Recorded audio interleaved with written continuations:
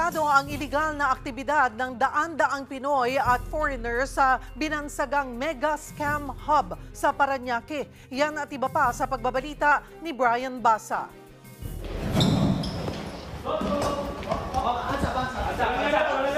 Sinalakay ng Presidential Anti-Organized Crime Commission ang ika-5 at ika-6 na palapag ng gusaling ito sa Parañaque. Naabutan dito ang hile-hilerang mga computer at Pinoy at foreign workers na pogo raw ang trabaho. Customer service ka? Apo. Ng ano? Betting po. Betting? Opo. Online betting? Opo. Sinong customer mo? Indian po.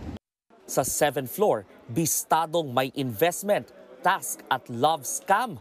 Pawang Chinese at Vietnamese naman ang nagtatrabaho rito. Mga kababayan nila ang biktima. Sangkaterbang tabs na yan ng online messaging, akala nyo maraming tao? Hindi, iisa lang siya. Gumagamit siya ng maraming phone at maraming foreign SIM card tulad nito para makapag-register ng maraming account. Saka siya makakapagkunwari bilang iba-ibang tao para makapambudol sa task scam. Hindi makalabas ng gusali ang mga dayuhan. Hawak daw kasi ng mga amo nila ang kanilang passport. Kaya dito na sila natutulog. Halos bawat sulok may CCTV camera rin.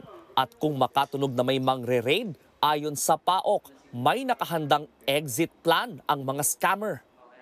Magtatago sila, papatayin nila yung mga ilaw and then computers and perhaps to destroy all the evidence. Pero sa pagkakataong ito nga, hindi na sila nakalusot. Hetong talagang matindi. May business permit ang gusali sa Parañaque Local Government, pero entertainment ang nakarehistro. Posibleng pagpaliwanagin ang Parañaque LGU kung bakit nakalusot ang mega scam hub.